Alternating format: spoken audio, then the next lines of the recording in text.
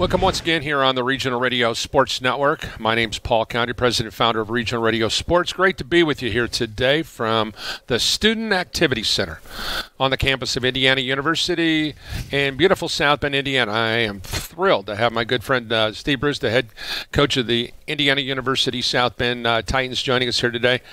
We have been through a lot the course of the last 2 decades, have we not? Yes, we have. This is year 19 for me, and as you noted, year 97 for you. My 97th year. I'm excited. I'm excited to be with you and still be here and be seen and not viewed at this stage. Hey, recently they have these things going on out there. It's National Hot Dog Day or National this day, National that day. But one caught my eye, Coach, this past week, and it was National Coaches Day. And I started to think about all the coaches along my journey that have played such an impactful life in my life. And I'm just thinking there are so many, and there are a lot. And I'm going to talk. I'm fortunate because I'm going to be the keynote speaker at the inaugural IU South Bend Hall of Fame, and I'm going to talk about those. That's what my talk. That's a sneak preview. Okay. I'm excited about that. But we've had people along the way that have challenged, kicked ourselves in the fanny, give us a hug, have been a shoulder to cry on, and have been there for a lot of those long conversations that have honestly, for me, changed my life. So I'm going to ask you to start this one out. All right. Who were those guys and gals along the way that influenced your life? Well, first I've got to start with my dad, because I always start with my dad. He was because he was a coach, right? And so I think what I learned from him is that the telos, T-E-L-O-S, it's a Greek word, I think, that means the critical point of all coaching should be to try to make a positive difference in the lives of the people that you cross paths with. And I got that from him. The coaches that actually coached me or that I worked with, I would say that there are 4 probably. The great Don Meyer from David Lipscomb University. I had the privilege of living relatively close to Nashville, Tennessee for 15 years. I was in Bowling Green, Kentucky.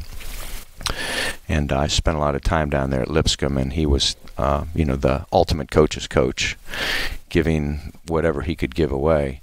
One time he told me, "Hey, go in my office, go in the filing cabinets, take whatever you want, as long as there's more than one copy." Sure. So he was just fantastic, and not, to many, many people as well. Secondly would be Mike Roller, and Mike was Coach Meyer's assistant coach down at Lipscomb, a terrific high school coach, came from Georgia Christian High School. Coach Meyer recruited him to Lipscomb. Coach Roller had won 4 straight state championships and 120-plus games in a row down at Georgia Christian, and he was a tremendous giving person as well. I had the privilege of working with a guy named Dan Haley, who was a football coach at Bowling Green High School.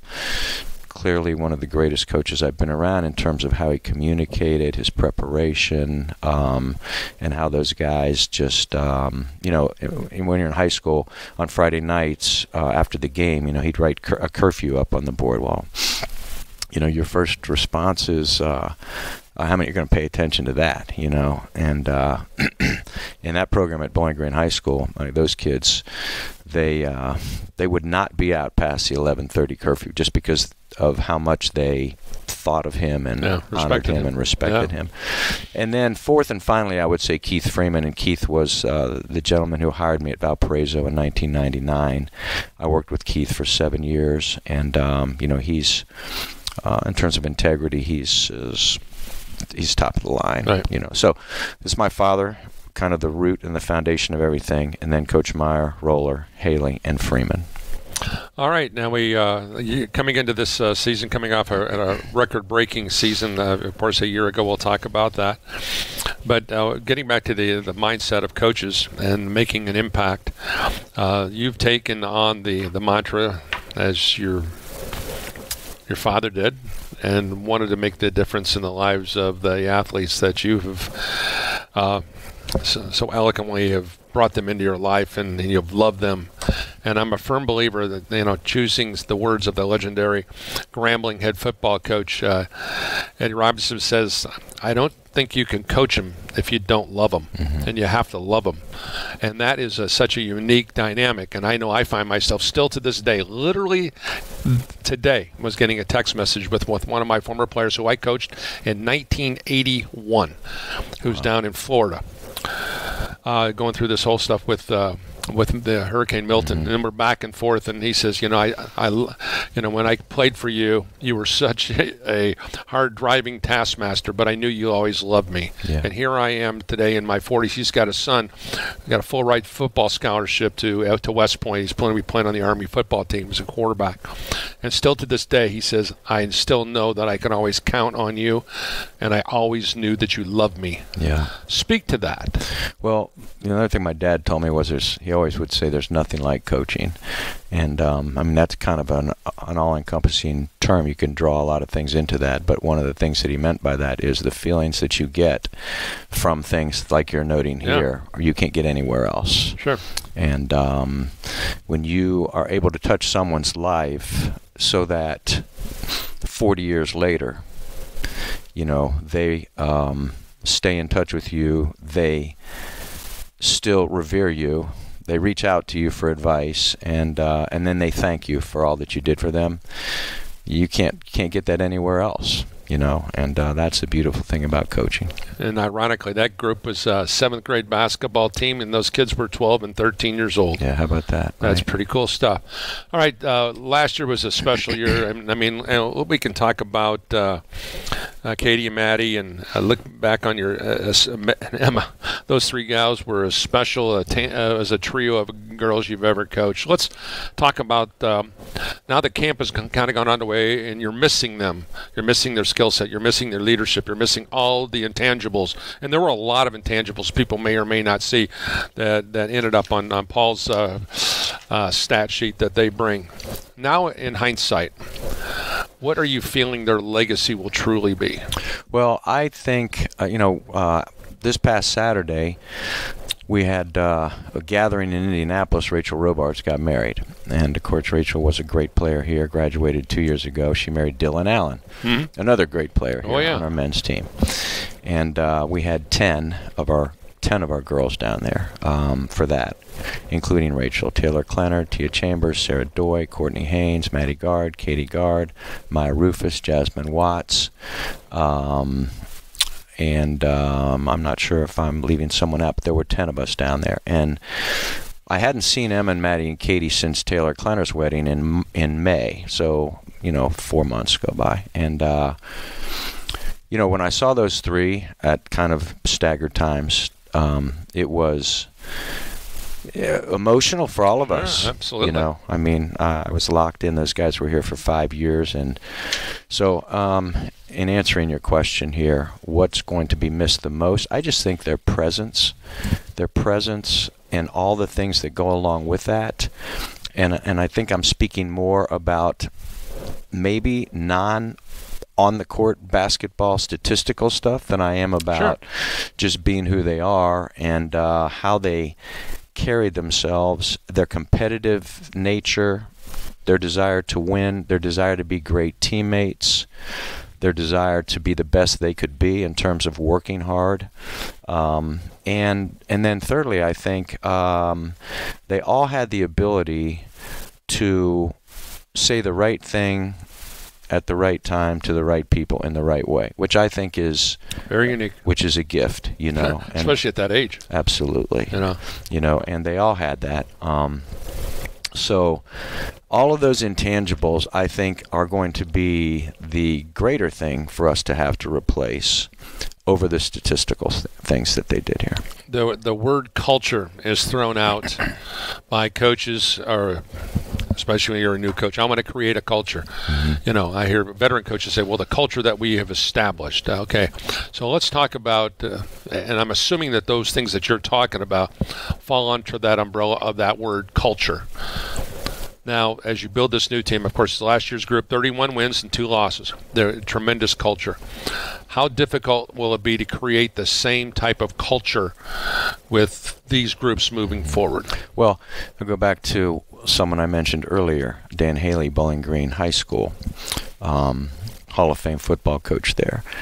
Once you have to continue to work at it, certainly, but once the program has been established and there has been a way that people conduct themselves on and off the court, their work habits, their teamness, and all of those kind of things.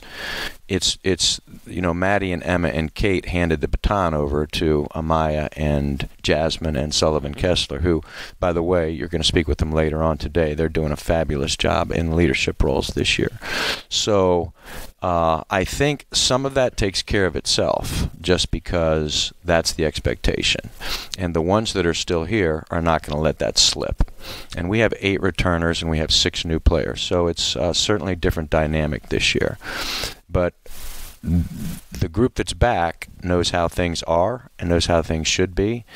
The group that's coming in, because of the type of people they are, they're going to quickly adjust and have quickly adjusted into the IU South Bend women's basketball culture, if we're going to use that word. So I think that we're in good hands with our seniors, and I don't anticipate any change. What's really unique is I always feel that when the culture is great, you bring in players. The players are so excited about the culture and the program that they sometimes never want to leave. Mm-hmm. Case in point, Terry Leake, who's been with you for a long time. I'm a big fan of that guy. Anytime you bring a Marine onto your staff, that right. speaks highly. But also, Paige Avery, Trenshaw, Chambers, 3 gals who are a part of your staff now. So that means they don't want to leave. They are still gleaning and they're still embracing the what it's like to be around you and the culture again that you've created. So let's talk about the staff and how important that is in the success of education-based athletics. Yeah, that's a great question. And I don't know if this is good or bad, but I tend to want to keep a tight circle because trust for me is absolutely the number one top priority. And if you lined our girls up side by side and asked that question, they should answer trust straight down the line. And so I've got to go with people that I know, that are loyal to me, that I can trust. And, Paige played here for 4 years. This is her 3rd year helping. Caitlin Trenshaw played here for 5 years. This is her 3rd year helping. Courtney Haynes played here for 5 years. This would be her 4th year helping, and it was all we could do to say goodbye to her. She had to move on. Tia Chambers, if I had been smart, I would have recruited her out of high school, but because I'm not very smart sometimes, I just had to circle around late. We got her for 1 year, and then she came back to help this year. Hopefully this is the first of at least 2 years that she'll be here. And then Coach Leake, this is year 7 or 8, and he drives an hour from Warsaw every day to come to practice. And he's the perfect assistant coach for fitting in with everybody's role, I guess you could say, because the girls love him, and they joke around with him, and no one was greater than that. Doing that than Emma Fisher was, Those girls loved him, and he fits that role well. He's got a great way of, being fun with them, but yet when he flips the switch and it's time for him to be serious, bang, they're right into serious mode, so. Well, one thing about people may or may not understand the dynamic, but he earned the toughest title in America. That is the title of a United States Marine. But I can talk about that till the cows come home because I raised one of those guys. All right. Tenley Phelps, what a special season she had for you last year. A first league all-performer. Give us an idea on her development over the off-season. And now the pieces of the puzzle are dramatically different around her from an experience standpoint. May not necessarily be from a talent standpoint, but from an experience standpoint. How do you perceive her level taking it to another level? And she was really good last year. Well, again, backtracking to one of the people that influenced me, Don Meyer, he would always say, if your best player, let me say it this way, your best player needs to be your hardest worker or have your best team attitude or you have no team. And Tenley Phelps transferring down from Youngstown State, Division I school, is, I would say, unquestionably our hardest worker. Never takes a rep off. You know, we when we have shooting drills and things like that, we always have winners and losers, and the losers have to go down and back or something like that. And we talk very specifically about this. Look, I'm not going to watch you guys run. I'm just going to tell you that that last 6 feet between the end of the run and the baseline is the most important time. And if we're going to be where we want to be this year, everybody needs to be doing it that way, right, 100% of the time. And so if you just watch her get ready to go down and back, such a small little thing, you know, everything's involved. Her entire being is into whatever she is doing, and that's what makes her such a terrific player. So the cast around her this year certainly is going to be different. We still have veteran kids. I mean, Amaya will be a fourth year, should be a senior. Jasmine Watts is a fifth year. Sullivan Kessler is a fourth year. You know, those three right now are penciled in as starters for us. Antrice Shelton will probably start for us as well. She's a fourth year. So it's not like we regressed back to from an old team to a young team. You know, we were an old team last year and actually the year before. We're still a veteran team. And we do have a blend of veteran kids and then a big drop and 5 new freshmen. So, and I love the freshman kids. They're talented. When someone asked me how they're going to be this year, I said, well, I need a couple weeks to make sure that they're as good as I think that they were going to be when we recruited them. And I think it's a really good freshman class. So we got to get them up to speed quickly because we need them. We need their services right away.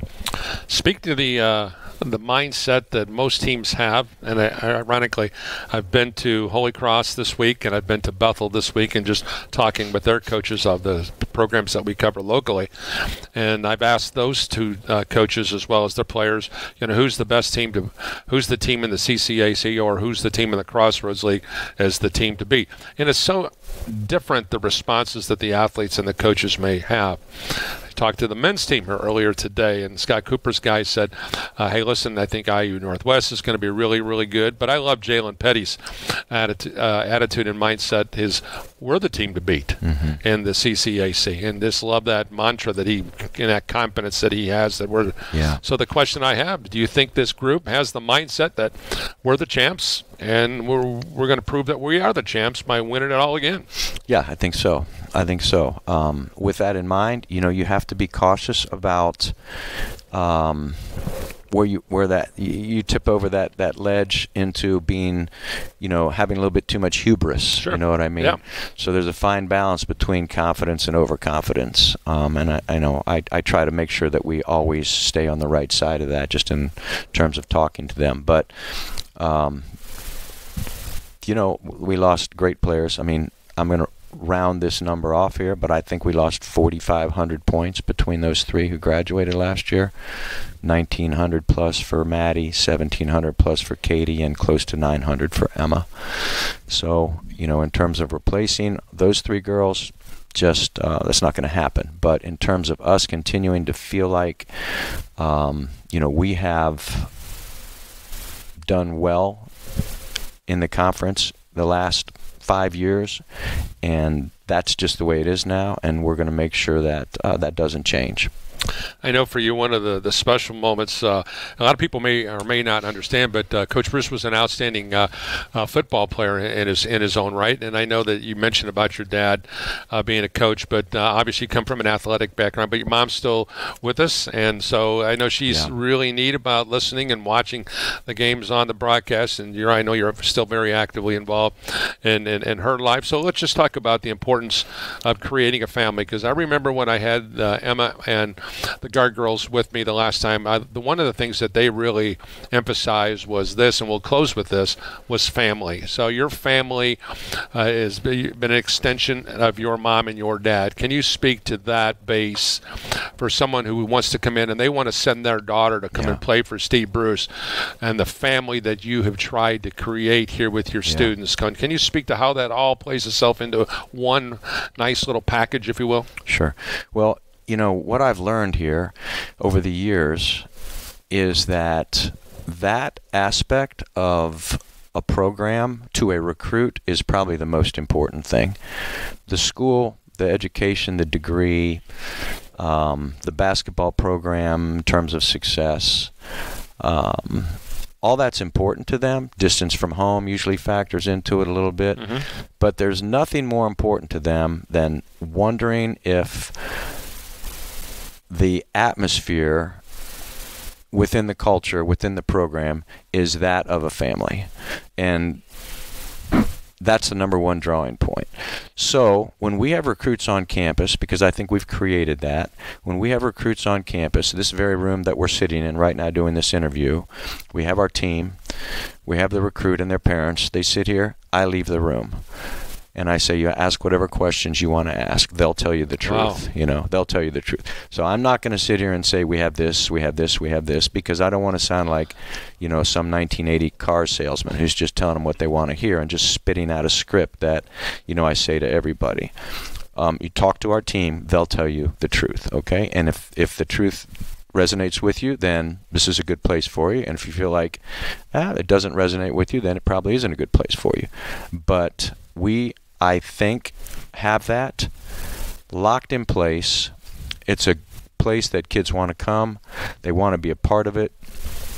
They work together. We care about them. I care about them. And, you know, I think that it's the most important thing. And I'm, what's the word I'm looking for? I believe that we have a strong degree of that in our program. Sense of family? Yes, absolutely. As always, it's great to spend time with you. You know that you're one of my favorite people of all time. I just have such great appreciation for, you know, when you were the athletic director here, you established athletics and got it to a whole nother level. I'm excited that Scott Cooper is taking over this realm, and I think he's going to do a tremendous job. He's an energetic guy, and of course, the first thing is going to tell me is, you know, look at all these Ohioans that I brought here to Indiana. Yeah. That's the first thing that Coop is going to talk about. So, in regards to that, Coop, OH, IO. That's going to do it for us here today. Thanks, Coach. Appreciate you greatly. Paul. Absolutely. Thank you so much. Once again, a special thanks to Tanner Camp, who does it all for us here at Regional Radio Sports. For Coach Steve Bruce, I'm Paul Condry. Thanks for joining us here from the Student Activity Center on the campus of Indiana University South Bend.